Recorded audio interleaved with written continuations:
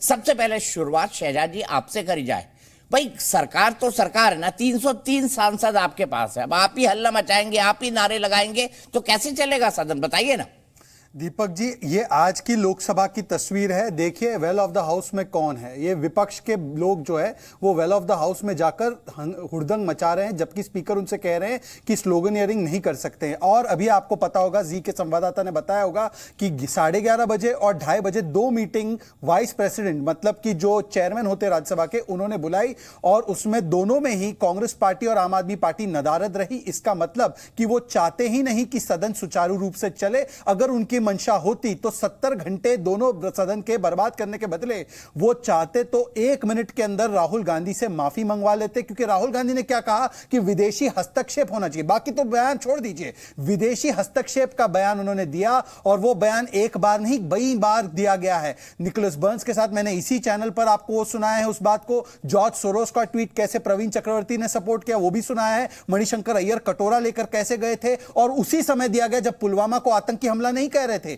चीन में हारमनी है ये कह रहे थे। ये वही व्यक्ति है जिसने सेना की पिटाई का बयान दिया है। ये वही पार्टी है जिसने सड़क का गुंडा आर्मी चीफ को बताया है। ये सर्जिकल स्ट्राइक को कहते खून की दलाली, बालाकोट एयर स्ट्राइक में चील कौवे मरे। तो एक लॉन्ग हिस्ट्री है इस देश के साथ मीर जाफर बनने की, और इसीलिए शहजादे से मांग करता है कि यदि पार्लियामेंट में आपको पार्लियामेंट का इस्तेमाल करना है प्लेटफॉर्म की तरह, तो पार्लियामेंट की गरिमा के साथ जो आपने तितर बितर करने का काम किया है उसके लिए अनकंडीशनल कैटेगोरिकल माफी होनी चाहिए। ठीक है अखिलेश जी, हम उसको स्टॉल नहीं कर रहे। स्टॉल कौन कर रहा है ये उसके सामने आपका प्रमाण है। और वाइस प्रेसिडेंट की मीटिंग में कौन ले गया? दीपक जी आप पूछिए जरा कांग्रेस पार्टी से और आम आदमी पार्टी से। सभापति की मीटिंग, ऑल पार्टी मीटिंग इसीलिए होती है कि कोई समाधान निकल सके। अखिलेश जी, बाकी सब विपक्षी दल तो चले गए, कांग्रेस अलग खड़ी थी, ऐसा क्यों?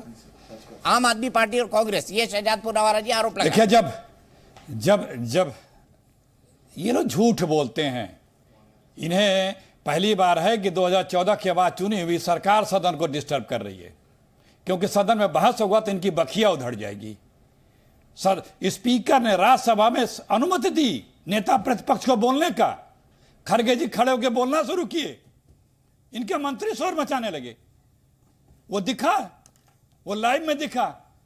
इससे बड़ा प्रूफ क्या चाहिए? क्योंकि इन्हें पता है दीपक जी, जब उठेगी बात तो चर्चा होगी मोदी जी के बयानों की भी, वो भी पढ़े जाएंगे कि किस किस देश में क्या क्या इस देश के बारे में सम्मानित आदरणीय साहब ने बोला है। और सदन तय कर लेगा कौन इस देश का गद्दार है, किसने इस देश का अपमान किया है। बताने की आवश्यकता नहीं है, दर्जनों बार सुनाए जा चुके हैं। ये लोग जब किसी पे आरोप लगाते हैं तो भूल जाते हैं कि इनके कब्रें इतनी ज्यादा खुद के सामने आ जाती हैं कि जितने इन लोगों ने अतीत में इस देश का अपमान किया है वो सब यादें ताजा हो जाती हैं। ये भाग उससे रहे हैं कि सदन चलेगी तो सदन तय करेगा कि कौन इस देश के खिलाफ अपमान सूचक, उपहास सूचक शब्दों का प्रयोग किया है दुनिया के प्लेटफॉर्मों पे। और राहुल गांधी के स्टेटमेंट को झूठ बोलने, वो भी पढ़ा जाएगा, वो भी पढ़ा जाएगा।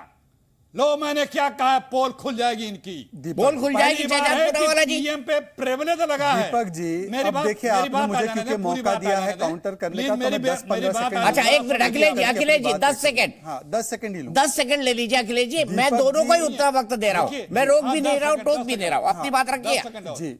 दीपक जी, शहजाद पूनावाला का डिबेटिंग ट्रैक रिकॉर्ड है कि मैं कभी भी, मुझे लगता है दीपक जी इस प्रकार से, एक मिनट शहजाद 10 सेकंड उनको और दे दीजिए, कंक्लूड कर ले दीजिए। अखिलेश जी जब मैं डिबेट बोलता हूं ना जी, तो आपको कंक्लूड करना होता है। मैंने आपको 2 बार बोला लेकिन आप सुन नहीं पाए, कोई बात नहीं। अखिलेश जी नहीं, ये उनका कंक्लूड होता ही नहीं है, जनता ने कंक्लूड कर दिया है इनको, पर ये कंक्लूड नहीं कर पाते। ऐसे नहीं होता सर। दीपक जी आपने मुझे अनुमति दी है, मैं अब आपके विशेष अधिकार का इस्तेमाल करूंगा, अपनी बात रखूंगा। देखिए दीपक जी, ऐसा है कि मैं इस डिबेटिंग में कभी भी झूठ नहीं बोलता। आप अभी अपने संवाददाता पार्लियामेंट के उसको ऑन एयर लीजिए और पूछिए कि सभापति जी ने जो मीटिंग बुलाई थी उसमें कांग्रेस वाले गए थे, 2 बार उन्होंने बंक किया। ये देखिए फिर से अखिलेश जी यहीं पर वही कर रहे हैं जो उनके सांसद वेल में करते हैं, बीच में लगातार बोले जा रहे हैं। दूसरी बात, इनको सीधे सीधे जवाब देना होता नहीं है। ये देखिए आज सुबह पवन खेड़ा का पूरा बाइट चलाइए, वो पूछते हैं बीजेपी प्रवक्ता बिना नहाए चले आते हैं। भाई इनकी प्राथमिकता हम नहाकर आए पीसी के पहले या नहाकर नहीं आए, ये है क्या? ये उनका अधिकृत उनके मंच से बयान दिया गया है। मैं स्पेसिफिक सवाल पूछ रहा हूं कि क्या राहुल गांधी ने विदेशी हस्तक्षेप की मांग की? क्या राहुल गांधी ने 51 घंटे बाद अपना स्टेटमेंट चेंज किया? क्या राहुल गांधी ने निकोलस बर्न्स को यह स्टेटमेंट दिया? क्या राहुल गांधी ने पुलवामा को आतंकी हमला मानने से इनकार किया? राहुल गांधी ने चीन को हार्मोनियस कहा? ये सारे फैक्चुअल रिकॉर्ड हो चुका है दीपक जी आपके शो में, एक का जवाब नहीं देंगे। और जहां तक दूसरे मुद्दे, सुप्रीम कोर्ट ने जांच बिठाई है, सुप्रीम कोर्ट की जांच पर आपको विश्वास नहीं? अरे आप तो खुद ईडी के पास चले गए, मतलब ईडी की भी जांच पर आपको विश्वास है? मैं आज सिर्फ इतना कह रहा हूं कि राहुल गांधी का ईगो इंस्टीट्यूशन से बड़ा है, राहुल गांधी का परिवार क्या पार्लियामेंट से बड़ा है। माफी मांगने में उनको क्या तकलीफ है? क्या कंडीशन डाल के पार्लियामेंट आएंगे? और कौन सा पार्लियामेंट आते? कहां है कल कहां थे? ठीक है, कल कहां थे? अखिलेश जी मेरा सीधा सवाल है, आप ईडी में शिकायत करने अडानी की जाने वाले थे, आपने ये आरोप लगाया कि आपको जाने नहीं दिया गया।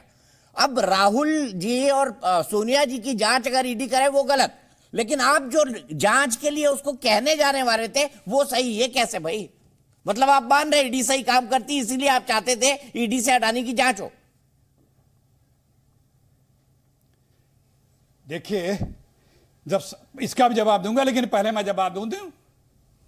सदन चलेगा तो सबसे पहला बहस होगा इस मामले पे, क्योंकि सदन की परिपाटी है कि अगर किसी सदस्य का नाम लेके उसके ऊपर आरोप प्रत्यारोप लगाया गया तो अपने आप उसे समय देना चाहिए, लेकिन यह सदन नहीं दे रहा है। क्यों? क्योंकि लोकतंत्र की हत्या यही है। बीजेपी रोजाना प्रूफ कर रही है कि इस देश में लोकतंत्र की हत्या हो रही है। रोजाना जो राहुल गांधी कह रहे हैं, पूरा हिंदुस्तान जो कह रहा है, पूरा विपक्ष जो कह रहा है कि इस देश में लोकतंत्र की हत्या की जा रही है, वो रोजाना बीजेपी प्रूफ कर रही है। कैसे, किस तरह से विपक्ष की आवाज दबाने के लिए घरों पे पुलिस भेजी जाती है, फर्जी मुकदमे लगाए जाते हैं। इस देश में सैकड़ों कांग्रेस और के बड़े नेताओं सहित विपक्ष के नेताओं पे फर्जी मुकदमे लगा दिए गए, लेकिन एक मुकदमे में कोई प्रूफ नहीं है, सिर्फ उनको बदनाम करने के लिए। सदन चलेगा तो आदरणीय प्रधानमंत्री मोदी जी पे प्रिविलेज भी लगा है, उसका भी जवाब देना पड़ेगा। बात आने दीजिए, बहुत समय दिया उनको। प्रिविलेज लगा है, पहले प्रधानमंत्री हैं जिन्होंने अब सब कहा है, गालियां दी हैं, सरनेम को लेकर के नहीं पा रही है सर। ये बीच में कौन बोल रहा है? ये बीच में कौन बोल रहा है भाई? मैं तो नहीं बोल रहा था। अरे ये कौन परेशान हो रहा है? आप इतना लंबा बोलते हैं, आपको अंदाजा नहीं होता। सदन म्यूट हो सकता है, इन्हें भी म्यूट बोलते रहते हैं हम। सदन म्यूट अगर हो सकता है इन्हें भी म्यूट करें, मैं चुप हो जाऊंगा। ये सही। अच्छा, नाराज नहीं हो, शहजाद कंप्लीट करने दीजिए। और जब ये ब्रेक हुआ है, आपकी बातों का फ्लो ब्रेक हुआ है, तो मेरा भी एक सवाल सुन लीजिए। आपने कहा ईडी झूठे मामलों में फंसाती है, क्या मनीष सिसोदिया को ईडी ने झूठे मामलों में फंसा के जेल भेजा है? पहले रुकिए जनाब, पहले बात आने दीजिए, सारी बात अभी। देखिए, यहीं पे किस तरह से डिस्टर्ब किया जा रहा है, उसका कारण यह कि सच्चाई नहीं सुन सकते, ये सिर्फ झूठ बोलते हैं। अरे अंग्रेजों के यार, गदर के गद्दार, तुम मीर जाफर बताओगे? भूल गए गुजरात के चुनाव में आदरणीय साहब ने क्या कहा था? राज्यसभा में माफी मांगनी पड़ी थी तुम्हारे नेता को। एक प्रधानमंत्री, पूर्व प्रधानमंत्री, एक पूर्व उपराष्ट्रपति, एक पूर्व सेनाध्यक्ष किसी के घर डिनर कर रहे थे तो पाकिस्तान का एजेंट बता रहे थे। जो इनसे असहमत होता है दीपक जी, वो पाकिस्तानी है, वो खालिस्तानी है, वो नक्सल है, वो चीनी है, वो हर तरह के इस तरह से देशद्रोही से नवाजा जाता है। ये लोकतंत्र में आस्था रखते हैं क्योंकि ये इनका चरित्र है, ये इनका चरित्र है। उरी में ये बुला करके आईएसआई चीफ को बुलाते हैं। इनके कार्यालय से, प्रधानमंत्री कार्यालय से एक महाठग जा करके 5 महीने कश्मीर में सारी हमारी सेंसिटिव सेनाओं, अर्धसैनिक बलों की मीटिंग लेता है। कहां कौन सी चीजें उसने जानी और आगे पहुंचाई है, किसके इशारे पे गया है, किसका वो टूल है, किसको सूचनाएं दे रहा था। संसद में इसकी भी बहस होगी, पोल खुलेगी कि इस गद्दार को किसने जेट कैटेगरी दिया, किसने देश से गद्दारी की है।